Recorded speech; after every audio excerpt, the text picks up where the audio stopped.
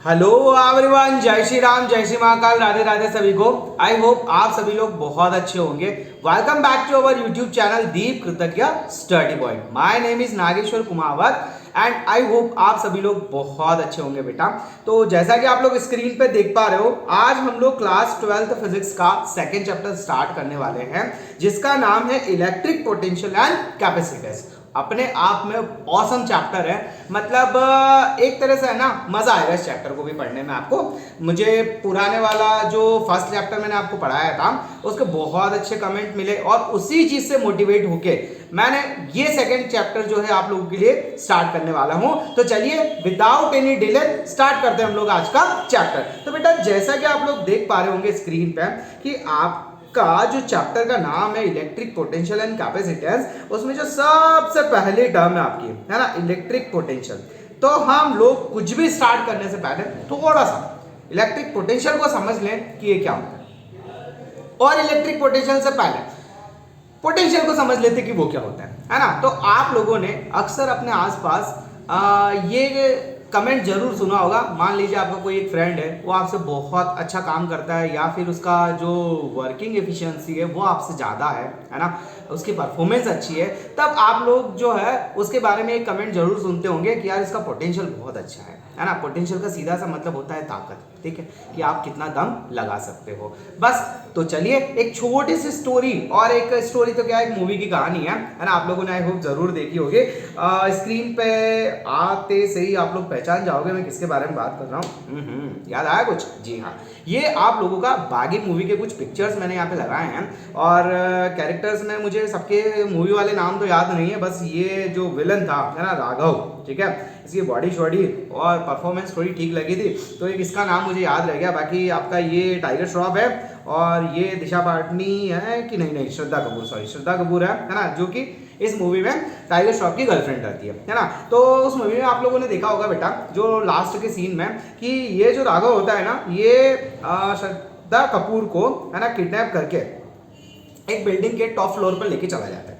अब यहाँ पे है ना टाइगर श्रॉफ को उसे बचाने के लिए जाना रहता है। तो जैसे ही टाइगर श्रॉफ कहीं मार्केट में घूम रहा है ना, तो उसे कोई दिक्कत वाली बात ही नहीं है, लेकिन जैसे ही टाइगर श्रॉफ उस बिल्डिंग के अंदर इंटर होता है ना, तो राघव के गुंडों से उसका सामना होता है। मतलब जैसे उसने इंटर किया तो थोड़े बहुत कम गुंडे उसको मिलते हैं, फिर जैसे जैसे ऊपर जाता है तो उसकी फाइट और ज़्यादा बढ़ती जाती है, फिर और ऊपर जाएगा तो उसकी फाइट और ज़्यादा बढ़ती जाएगी। तो ऐसे ऐसे आप लोगों ने फाइनली देखा होगा कि राघव तक पहुंचते पहुंचते मतलब अच्छे खासे फाइट सीन आप लोगों को देखने को मिलते हैं। तब एक न एक बार आप लोगों के मुंह से भी जरूर निकला होगा कि वाह यार टाइगर श्रॉफ का क्या पोटेंशियल है ना। मतलब समझ पा रहे हो कि जैसे जैसे वो राघव की तरफ बढ़ रहा है ना श्रद्धा कपूर को बचाने के लिए, उसको क्या करना पड़ रहा है बेटा, उसको अपना पोटेंशियल बढ़ाना पड़ रहा है, उसको और ज्यादा काम करना पड़ रहा है ना। नीचे मान लो फर्स्ट फ्लोर पे या फिर जहां से स्टार्ट हो रहा है ग्राउंड फ्लोर, वहां पे अगर उसको 5 गुंडों से फाइट करनी पड़ रही होगी, तो ऊपर जाके उसे 10 से करनी पड़ेगी, फिर और ऊपर जाएगा 15 से करनी पड़ेगी। और आपने देखा भी था एक आध सीन में तो धम धम धमाधम मतलब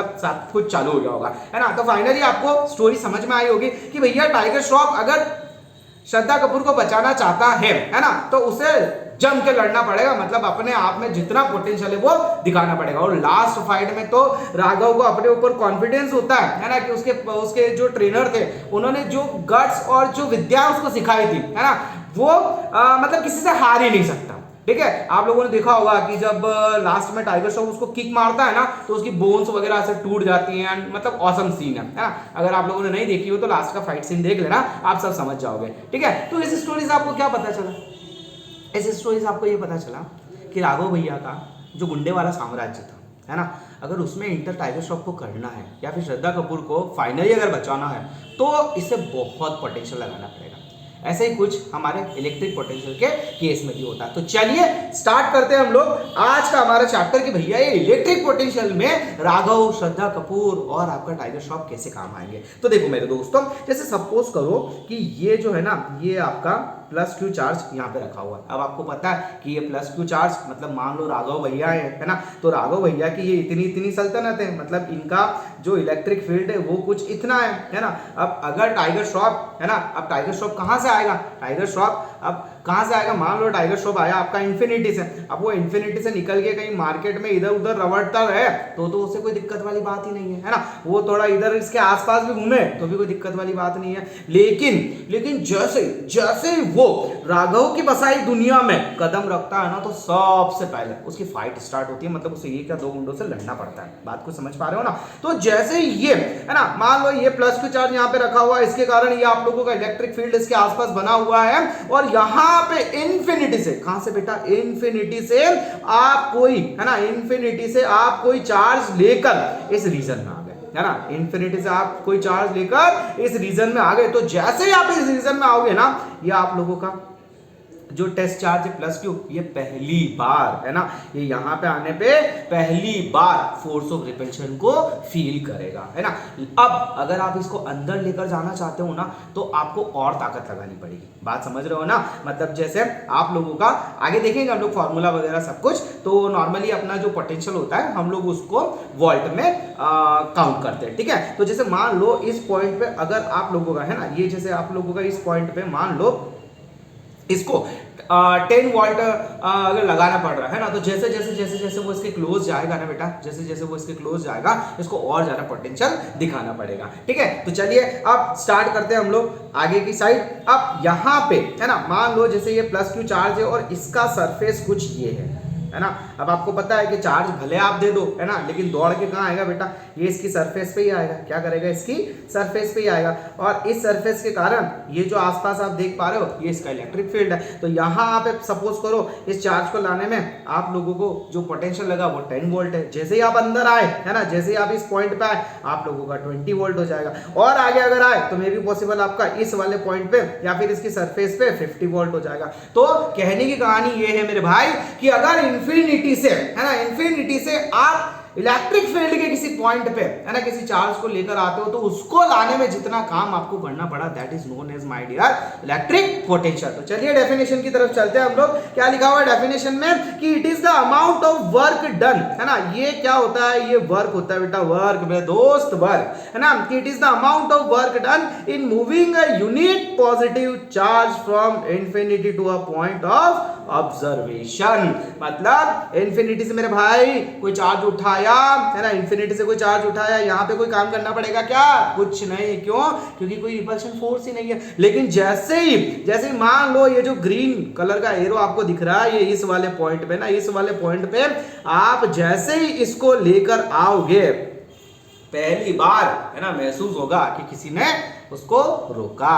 तो आप लोगों का जो वोल्ट का फॉर्मूला होता है बेटा वो होता है आप लोगों का वर्क अपॉन चार्ज। देख पा रहे होंगे आप लोग है ना। और इसकी एक डेफिनेशन आप और बना सकते हो बच्चा। क्या बना सकते हो? कि द वर्क डन यूनिट पर charge is known as potential. आप लोगों का जो पोटेंशियल होता है उसका यूनिट होता है बेटा, ऐसा यूनिट जो होता है that is known as volt. अब कहानी थोड़ी और आगे बढ़ाते हैं। अब जैसे मान लो इस वाले पॉइंट पे है ना, इस वाले पॉइंट पे कोई यूनिट चार्ज है, मान लो ये आप लोगों का 1 कूलम ऑफ चार्ज है। ये जो दिख रहा है ना बेटा ये आप लोगों का 1 कूलम ऑफ चार्ज है। अब यहाँ पे है ना, यहाँ पे आके यहाँ तक लाने में आपको इसको मान लो 10 जूल का है ना काम करना पड़ा। किसके ऊपर? 1 कूलम ऑफ चार्ज के ऊपर। तो आप लोगों का जो पोटेंशियल है वो कितना हो गया बेटा? 10 वोल्ट हो गया। फिर आप इसको और पास में लेके आए है ना, तो यहाँ पे आपका 20 जूल ऑफ वर्क करना पड़ा। किसको? 1 कूलम ऑफ चार्ज को लेकर आने में। तो यहाँ पे आप लोगों का कितना हो गया बेटा? पोटेंशियल जो है 20 वोल्ट हो गया। और थोड़ा क्लोज लेके आए तो यहाँ पे मान लो इसकी सरफेस पे, क्योंकि सरफेस पे पता है आपको सारा का सारा चार्ज होता है, मतलब सबसे ज्यादा दम अगर लगाना पड़ा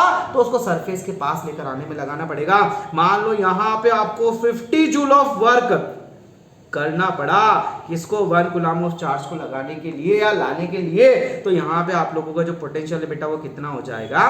50 वोल्ट। आई होप आपको ये वाली कहानी बहुत अच्छे से समझ में आई होगी।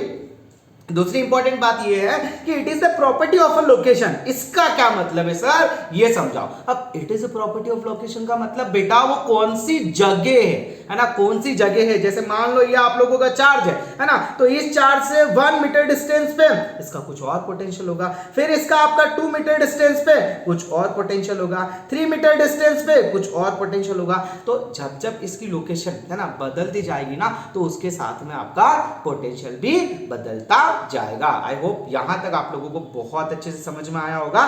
तो चलिए अब चलते हैं हम लोग कुछ और पॉइंट्स की तरफ। अब अगर हम लोग बात करें बच्चा, तो यहाँ पे आप लोगों का है ना 1 वोल्ट का एक डेफिनेशन दिया हुआ है। सीधी सी कहानी है मेरे दोस्त, एक कूलम ऑफ चार्ज को अगर तुझे किसी पॉइंट तक लाने में 1 जूल वर्क काम करना पड़े ना, दैट मीन्स आपका जो पोटेंशियल है वो कितना होगा बेटा, 1 वोल्ट। वही यहाँ पे लिखा है कि when 1 joule of work is done to move 1 coulomb of electric charge from one point to the other, है ना, एक पॉइंट से दूसरे पॉइंट तक एक कूलम ऑफ चार्ज को लाने में अगर आपको 1 जूल ऑफ वर्क करना पड़े, दैट मींस 1 वोल्ट होगा। क्लियर है? और it is known as volt, इसको हम लोग 1 वोल्ट बोलते हैं, है ना। आप लोगों का फॉर्मूला लिखा हुआ है कि 1 volt is equals to 1 joule upon 1 coulomb. तो आई होप यहां तक आप लोगों को कहानी समझ में आई होगी कि इलेक्ट्रिक पोटेंशियल क्या होता है। इलेक्ट्रिक पोटेंशियल का सीधा सा मतलब बेटा इन्फिनिटी से, कहां से, इन्फिनिटी से कोई पॉइंट चार्ज लेकर आना है ना। अब ये आप लोगों का नेक्स्ट पॉइंट है या नेक्स्ट टॉपिक है आप लोगों का पोटेंशियल डिफरेंस। अब ये पोटेंशियल डिफरेंस क्या होता है ना। पोटेंशियल डिफरेंस का मतलब इन्फिनिटी से अगर किसी रीजन तक लेकर आ रहे हो इलेक्ट्रिक पोटेंशियल, लेकिन अगर एक ही रीजन के अंदर, है ना, मान लो ये आप लोगों का कोई एक रीजन है, उस रीजन में, है ना, उस रीजन में आप लोगों का यहां पे जैसे 2 पॉइंट दे रखे हैं आप लोगों का, तो ये जो बी पॉइंट है, मान लो यहां पे आप लोगों का जो पोटेंशियल है वो 10 वोल्ट है, और इस वाले पॉइंट पे, पॉइंट ए पे जो आपका पोटेंशियल है वो 20 वोल्ट है। तो बेटा इन दोनों पॉइंट्स के बीच का जो डिफरेंस होता है that is known as potential difference. तो डेफिनेशन क्या होगी बच्चा कि the work done to bring a unit positive charge from one point to another in an electric field is called potential difference, है ना। अब फॉर्मूला आप लोगों का वही रहेगा, जैसे ये V is equals to WAB। AB का मतलब है कि कहां से कहां बेटा आप लोगों का जो पॉइंट है A और B, 2 पॉइंट है ना, उन दोनों के बीच का डिफरेंस आपको देखना है ना, डिवाइडेड बाय जो भी आप लोगों का टेस्ट चार्ज है वो। आई होप यहां तक क्लियर हुआ होगा। तो चलिए टॉपिक को थोड़ा और आगे बढ़ाते हैं कि जो आप लोगों का इलेक्ट्रिक फोर्स होता है ना, is a conservative force and work done against it does not depend on path. बोले सर अब ये कंजर्वेटिव फोर्स का मतलब क्या हो गया। कंजर्वेटिव फोर्स का मतलब समझाता हूं। देखो बेटा आप लोगों को पता है, जैसे मान लो यहाँ पे कोई एक आप लोगों का टेस्ट चार्ज क्यू रखा हुआ है ना, और ये यहाँ से मान लो इन्फिनिटी से आप कोई चार्ज लेकर आ रहे हो, ठीक है, और मान लो इसको जितना भी वर्क आपको जैसे यहाँ तक, है ना, ये सिर्फ 1 मीटर डिस्टेंस पे, है ना, लाने में आप लोगों को कुछ ना कुछ वर्क करना पड़ेगा। अब जितना क्या होगा बेटा कि जितना फोर्स इसको यहां तक लाने में या जितना वर्क इसको यहां तक लाने में करना पड़ता है ना, अब भले आप रास्ता, है ना, अब उतना का उतना वर्क आपको ये इस डायरेक्शन में 1 मीटर पे करना पड़ेगा, ये इस डायरेक्शन में भी 1 मीटर में करना पड़ेगा, है ना। भले आप इसको ऐसे सीधे लेके आओ, ऐसे घुमा घुमा के लेके आओ, या फिर ऐसे लेके आओ, है ना, या फिर आपका जैसा मन पड़े वैसे लेके आ जाओ, लेकिन है ना इसके चारों तरफ, है ना, ये जो चार्ज है बेटा इसके चारों तरफ, है ना, ये चार्ज जो है बेटा, ये जैसे मान लो ये आप लोगों का चार्ज है, ये आपको चार्ज प्लस क्यू रखा हुआ है, इसके चारों तरफ 1 मीटर, है ना, इसके चारों तरफ 1 मीटर डिस्टेंस पे, है ना, आप लोगों को अगर कोई चार्ज को लेकर आना है, अगर किसी चार्ज को आपको इन्फिनिटी से लेकर आना पड़ेगा, तो आप लोगों को सेम वर्क करना पड़ेगा as well as same force लगाना पड़ेगा। बोले सर समझ में तो आया, पर कुछ और एग्जांपल की हेल्प से समझा सकते हो क्या। चलिए मैं आप लोगों को थोड़ा और समझाने की कोशिश करता हूँ। देखो बेटा आप लोगों ने पुरानी मूवी शोले आई वो बहुत अच्छे से देखी होगी, है ना, वही अपना बसंती कुत्तों के सामने नहीं नाचती वाली, है ना। तो उस मूवी में क्या होता है बेटा कि आपका जो धर्मिंदर है ना, वो जाके और एक पानी की टंकी के ऊपर चढ़ जाता है। अब देखो ये आप लोगों का रहा पानी का टंकी, ये सीन आप लोगों का, जैसे मान लो ये धर्मिंदर साहब है ना, ये धर्मिंदर साहब है, ये आप लोगों का पानी की टंकी के ऊपर चढ़ गए बेटा, है ना, ये पानी की टंकी के ऊपर चढ़ गए। अब ये धर्मिंदर पानी की टंकी के ऊपर मान लो सीढ़ियों से जाके चढ़ा हो, है ना, या फिर किसी खंबे पे लटक के चढ़ा हो, है ना, या फिर किसी क्रेन ने, है ना, किसी क्रेन ने इसको ऐसे रख के और यहाँ तक पहुंचाया हो, उससे कोई फर्क नहीं पड़ता, है ना। अब जब इसको नीचे आना होगा, है ना, जब इसको नीचे आना होगा ना बेटा, तो ग्रेविटी जितना, है ना, मतलब ग्रेविटी ये नहीं देखती कि ये क्रेन से चढ़ा कि क्या बोलता सीढ़ियों से चढ़ा कि खंबे से चढ़ के आया, मतलब ग्रेविटी को जितना फोर्स इसके ऊपर लगाना है ना बेटा, बस ये उसी फोर्स से लगा के इसको नीचे बुला लेगी अगर ये जंप करता है तो। समझ में आया कुछ, है ना? बोले हाँ सर थोड़ा थोड़ा आया। एक एग्जांपल और ले सकते हो कि जैसे आप लोग मान लो किसी बिल्डिंग की फ्लोर पे, है ना, सीढ़ियों से जा रहे हो। अब आप उस बिल्डिंग की फ्लोर पे सीढ़ियों से जाओ, है ना, रस्सी से चढ़ के जाओ या फिर किसी और तरीके से जाओ, लेकिन अगर आप लिफ्ट की हेल्प से नीचे आ रहे हो ना बेटा, लिफ्ट की हेल्प से नीचे आ रहे हो, तो लिफ्ट को उतने ही काम करना है ना, जितना हर केस में, मतलब अगर आप उस लिफ्ट को कोई लेना देना नहीं है कि आप लिफ्ट ऐसा नहीं करेगी कि जैसे मान लो ये बेचारा रस्सी से चढ़ के आया, है ना, तो मैं इसको थोड़ा और ज्यादा टाइम लगाऊं, या फिर ये किसी और तरीके से चढ़ के आया तो मैं थोड़ा और टाइम लगाऊं। मतलब आप भले सीढ़ियों से चढ़ के जाओ, भले आप रस्सी से चढ़ के जाओ, या फिर किसी और तरीके से एरोप्लेन से अपनी लैंडिंग उस बिल्डिंग पे करवा लो, है ना, लेकिन लिफ्ट को जितना वर्क आपको सेकेंड फ्लोर से ग्राउंड फ्लोर तक या फर्स्ट फ्लोर तक लाने में करना है, बस वो उतना ही काम करेगी। आई होप अब आपको बहुत अच्छे समझ में आया होगा। मतलब सीधी सी कहानी ये है ना, कि आप लोगों का यहाँ पे जो लिफ्ट नीचे आ रही है ना, जो लिफ्ट नीचे आ रही है, या धर्मेंद्र जब जंप करेगा टंकी से और वो नीचे आएगा, तो इन दोनों केस में, है ना, आप लोगों का चढ़ने का रास्ता मैटर नहीं करता। बात आई समझ में? मतलब मान लो ऐसा तो नहीं होता ना कि जैसे धर्मेंद्र है वो कभी अपना सीढ़ियों से चढ़ के गया, तो जब वो जंप करेगा टंकी पे, है ना, तो वो किस और टाइम पे नीचे गिरेगा, या फिर थोड़ा ज्यादा टाइम ले लेगा, या फिर ग्रेविटी जो है उस पर रहम खा लेगी कि नहीं यार बेचारा सीढ़ियों से चल के चढ़ा, तो मैं एक काम करती हूँ उसको थोड़ा धीरे धीरे धीरे धीरे नीचे लेके आती हूँ, है ना। मान लो उसने अपनी लैंडिंग जो है एरोप्लेन से करवा दी और फिर वो टंकी से नीचे कूद गया, तो इसका मतलब ये थोड़ी है कि ग्रेविटी बोलती है कि अच्छा एरोप्लेन से तो मैं भी इसको जल्दी खींच ले रही हूँ। मतलब ग्रेविटेशनल फोर्स जो उस पर 9.8 मीटर पर सेकेंड स्क्वायर से लग रहा है ना, acceleration due to gravity G की जो वैल्यू होती है, बस उसी तरीके से उसी से उसको नीचे आना है ना। मतलब उसका चढ़ने का रास्ता इसके ऊपर डिपेंड करते ही नहीं। इसलिए बोला जाता है कि आप लोगों का जो इलेक्ट्रिक फोर्स होता है ना, इज ए कंजर्वेटिव, है ना। ये कैसा फोर्स है बेटा? कंजर्वेटिव फोर्स है, जो कि आपके पाथ के ऊपर डिपेंड नहीं करता। आप लोगों का पानी का टंकी होता है, आप लोगों ने देखा होगा आपके एरिया में, ये देखो ये पानी का टंकी है ना, तो इस एरिया में जो पानी का टंकी है, अब इस पानी की टंकी पे, है ना, पानी चाहे पाइप से चढ़ाओ, है ना, खुद बाल्टियां लेके चढ़ाओ, है ना, या फिर ऊपर भगवान की जो बारिश है उससे भरवाओ, लेकिन इसका नीचे आने का जो एनर्जी है या जो टाइम है वो सेम ही रहेगा, है ना। It's not depend on the way that how you have just feel the water tank, है ना, आपने किस तरीके से उस वाटर टैंक को फील किया है इसके ऊपर डिपेंड नहीं करता। तो बस इसे ही आप लोगों का कंजर्वेटिव बोला जाता है, जो कि किसके ऊपर डिपेंड नहीं करता?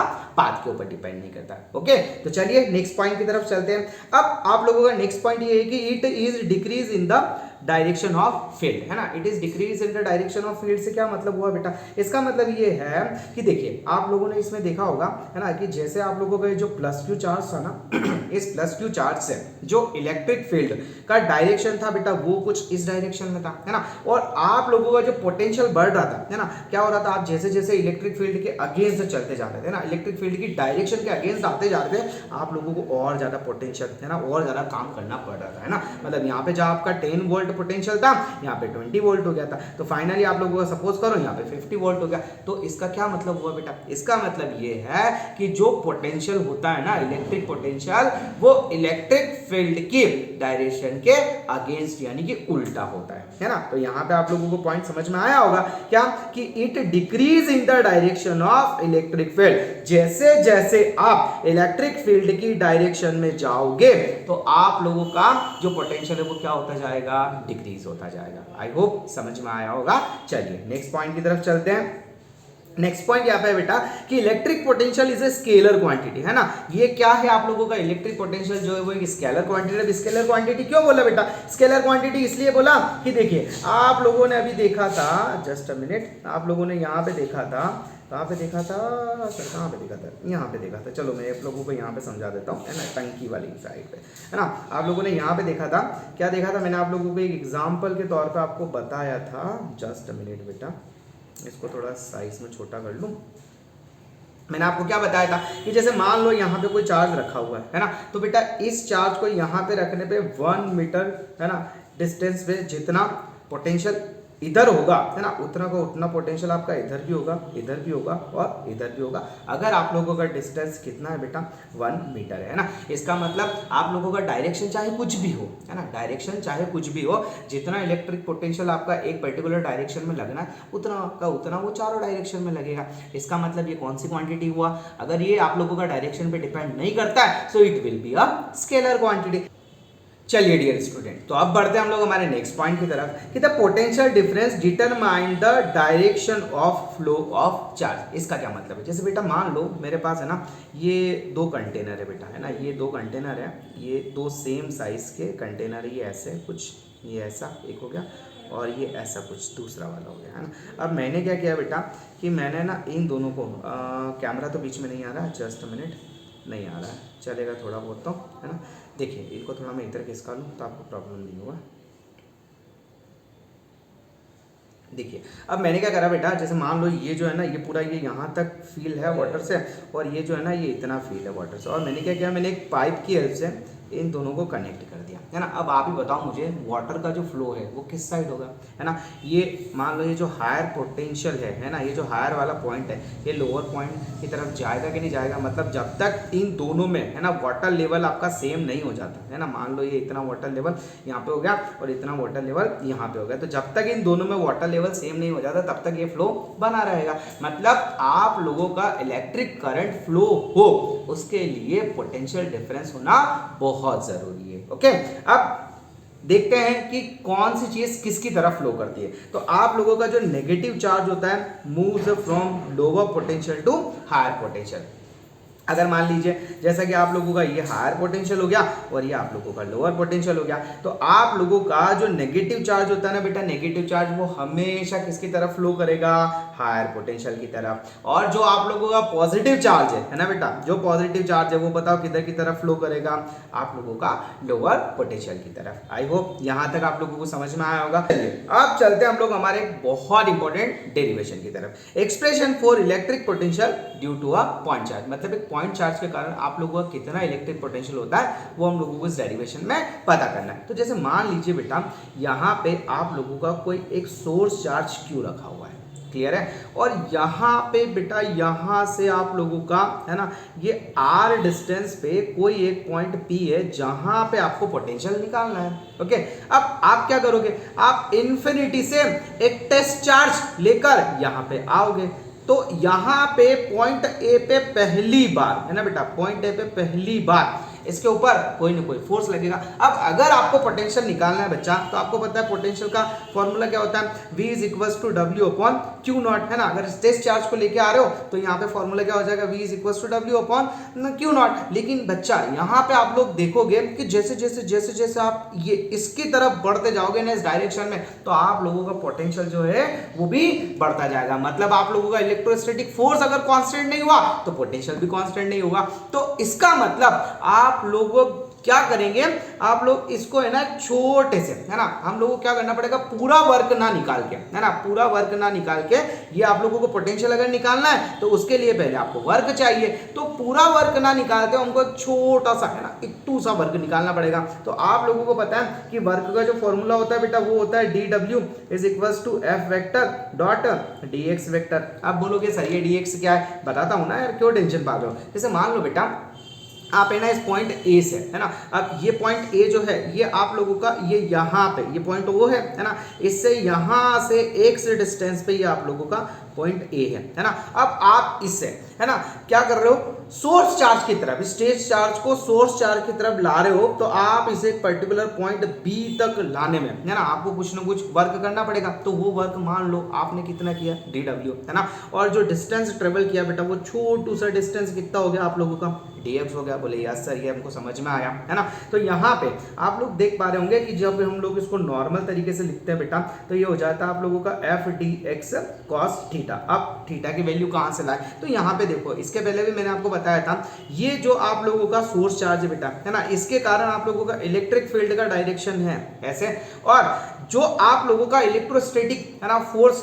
लग रहा है वो लग रहा है आपका इस डायरेक्शन में, लेकिन आपका जो पोटेंशियल होगा वो होगा बेटा आप लोगों का इसकी अपोजिट डायरेक्शन में। मतलब इन दोनों के बीच में आप लोगों का 180 डिग्री का एंगल होगा कि नहीं होगा? बोले यस सर बिल्कुल होगा, दोनों के दोनों एंटी पैरेलल होंगे। तो यहाँ पे क्या होगा बेटा, ये जो डी डब्ल्यू है ये होगा आप लोगों का एफ डी एक्स कॉस 180, और आप लोगों को पता है 180 का वैल्यू -1 होता है। तो यहाँ पे आप लोगों का फाइनली डी डब्ल्यू जो है वो हो जाएगा आप लोगों का minus F D x. I hope यहां तक आप लोगों को बहुत अच्छे से समझ में आया होगा। चलिए थोड़ा सा और आगे स्टोरी को बढ़ाएं। तो यहाँ पे आप लोगों को पता है बेटा कि यहाँ पे फोर्स कौन सा लग रहा है, यहाँ पे फोर्स लग रहा है बेटा इलेक्ट्रोस्टैटिक फोर्स, है ना। तो भैया ये इलेक्ट्रोस्टैटिक फोर्स का क्या फॉर्मूला होता है, तो आपको पता है कि एफ इज इक्वल टू होता है बेटा आपका के क्यू क्यू नॉट अपॉन जो डिस्टेंस कितना है बेटा एक्स स्क्वायर। देखो ये आप लोगों का क्यू और ये आप लोगों का क्यू नॉट है ना, तो दोनों टेस्ट चार्ज है, इन दोनों के बीच में जो लगने वाला इलेक्ट्रोस्टैटिक फोर्स है उसका फॉर्मूला आप लोगों का कितना होता है कि Q naught upon x square. तो बस ये वाली वैल्यू उठा के हम लोग फर्स्ट इक्वेशन में रख देंगे। तो यहाँ पे आप लोगों का जो वैल्यू होगा बेटा वो हो जाएगा D W is equals to minus K Q q naught upon x square, और ये आप लोगों का dx जो है ऐसा का ऐसा। अब यहाँ पे क्या हुआ आप लोगों का है ना, टेस्ट चार्ज को आपने थोड़ा सा खिसकाया था है ना, तो आपको वर्क भी कम करना पड़ा। अब क्या करना चाहते हैं आप, पूरा का पूरा वर्क निकालना चाहते हैं, तो उसके लिए क्या करना पड़ेगा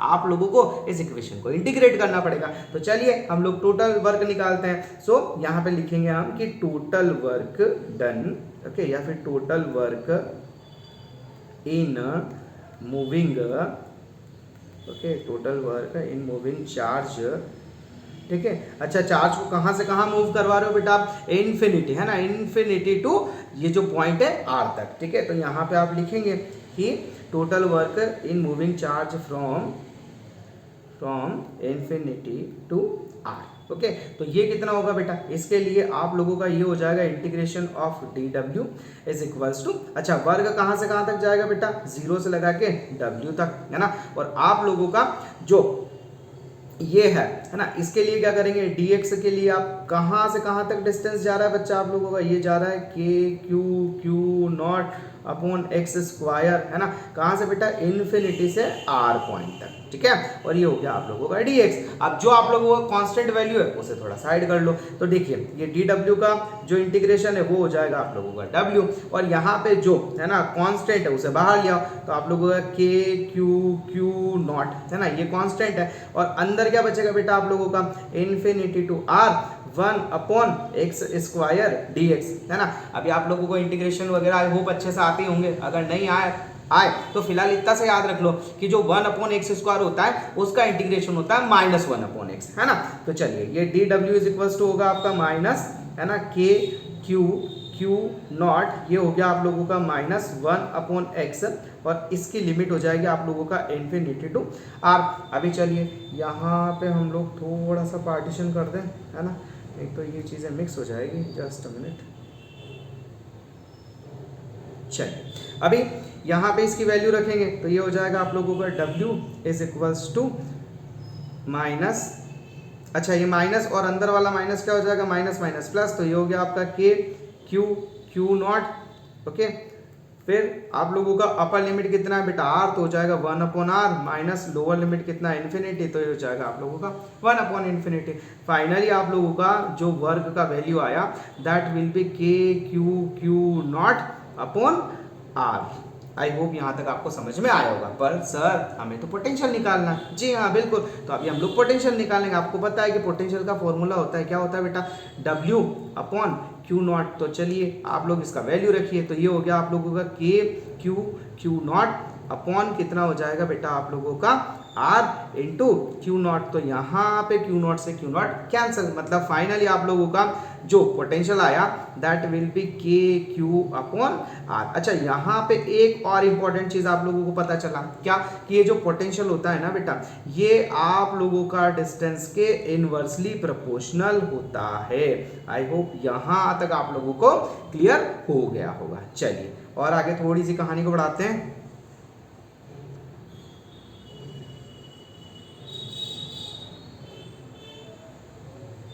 just a minute, okay fine. चलिए कैमरा ठीक है, कोई प्रॉब्लम तो नहीं आ रहा, नहीं है।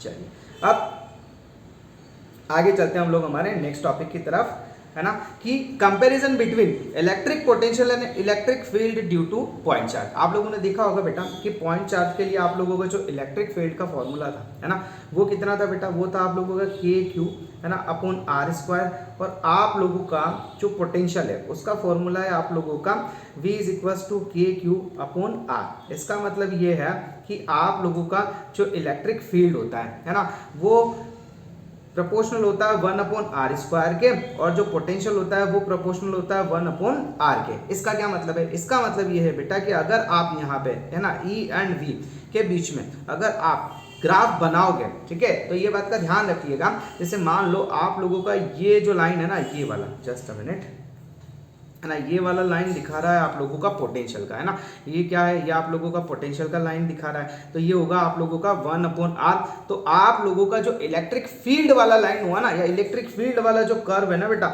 वो इससे ज्यादा डीप होगा, है ना, क्या होगा बेटा, इससे ज्यादा डीप होगा। देखिए अभी आप लोग अगर अपना इलेक्ट्रिक फील्ड का लाइन बनाएंगे तो वो कुछ ऐसे बनेगा। क्लियर है, ये आप लोगों का इलेक्ट्रिक फील्ड है ना, क्यों, क्योंकि वो, है ना, उसके स्क्वायर के इनवर्सली प्रोपोर्शनल होता है ना, जहां पोटेंशियल आपका डिस्टेंस के प्रोपोर्शनल है, वो डिस्टेंस इलेक्ट्रिक फील्ड जो है वो डिस्टेंस के स्क्वायर के इनवर्सली प्रोपोर्शनल होता है। तो आई होप आपको ये वाला ग्राफ समझ में आया होगा, एक इंपॉर्टेंट ग्राफ है। चलिए अब बात करते हैं हम लोग electric potential and electric field inside the conductor. तो देखिए इतना तो आपको अच्छी तरीके से पता है कि अगर आप, है ना, कोई चार्ज, ठीक है, कोई चार्ज किसी स्फीयर पे या किसी बॉडी पे देते हो, जैसे मान लो मैंने यहाँ पे इसको +Q चार्ज दिया, है ना, तो फाइनली वो चार्ज लौट के बेटा कहाँ पे आता है, इसकी सरफेस पे। कहाँ पे आता है, इसकी सरफेस पे। मतलब आप लोगों का इनसाइड जो रहता है ना, वो आप लोगों का नेट चार्ज कितना होता है बच्चा, 0 होता है। इतना क्लियर है, मतलब उसकी जो सरफेस है उस पर मैक्सिमम चार्ज होगा। अब आप, है ना, इन्फिनिटी से, है ना, कोई टेस्ट चार्ज लेकर आ गए, ठीक है, तो यहाँ पे सबसे पहले आप लोगों को, है ना, 10 वोल्ट का वर्क करना पड़ेगा, फिर आप लोगों को 20 वोल्ट का करना पड़ेगा, फिर आप लोगों को यहाँ पे आते आते मान लो 60-70 वोल्ट का तक का जो है क्या करना पड़ेगा, आप लोगों को पोटेंशियल लगाना पड़ेगा, है ना, वर्क तो यहाँ पे आप लोगों का अगर ये 10 जूल का है ना, पर यूनिट चार्ज पे, तो ये आप लोगों का 10 जूल अपॉन 1 कूलम हो जाएगा, ये आप लोगों का 20 जूल अपॉन 1 कूलम हो जाएगा। वैसे ही आप लोगों का 70 जूल अपॉन 1 कूलम हो जाएगा। तो यहाँ पे आप लोग ऐसा देख पा रहे होंगे। तो क्या होगा बेटा, इनसाइड द कंडक्टर आपका जो इलेक्ट्रिक फील्ड होता है ना बेटा, इनसाइड द कंडक्टर आपका जो इलेक्ट्रिक फील्ड होता है वो कितना होता है, 0। लेकिन जो पोटेंशियल है ना, जो पोटेंशियल है वो इसकी सरफेस पे आते आते देखिए कितना हो गया, इसकी सरफेस पे आते आते मान लीजिए आप लोगों का कितना हो गया बेटा, मान लीजिए आपका सरफेस पे आते आते 70 वोल्ट हो गया ना। अब जैसे मान लो आप कहीं से मतलब बहुत मेहनत करके, है ना, गधा हेमाली करके घर तक पहुंचे, है ना, और आप मतलब काम करके घर तक लौटे, है ना, तो घर में आने के बाद ऐसा थोड़ी है कि आपने जो किया वो सब गायब हो जाएगा, है ना। भैया जितना काम आप ऑलरेडी कर चुके हैं, है ना, वो तो करके आए हो, है ना, तो बस ऐसा कैसा रहता है कि भैया जितना पोटेंशियल इसकी सरफेस तक कितना पोटेंशियल हो रहा था आप लोगों का 70 वोल्ट। अब जैसे ही आप इसके अंदर जाओगे, है ना, जैसे ही आप इस स्फीयर के अंदर जाओगे तो यहाँ पे क्या होगा बेटा, इलेक्ट्रिक फील्ड तो है नहीं। अब अगर इलेक्ट्रिक फील्ड नहीं है तो यहाँ पे आपको किसी टाइप का कोई काम करना ही नहीं पड़ेगा। मतलब यहाँ पे आपका जो पोटेंशियल है वो कैसा हो जाएगा बच्चा, कांस्टेंट। कांस्टेंट का मतलब मैक्सिमम, है ना, यानी कि 70 वोल्ट अगर इसकी सरफेस पे है ना बेटा, 70 वोल्ट पोटेंशियल अगर इसकी सरफेस पे है,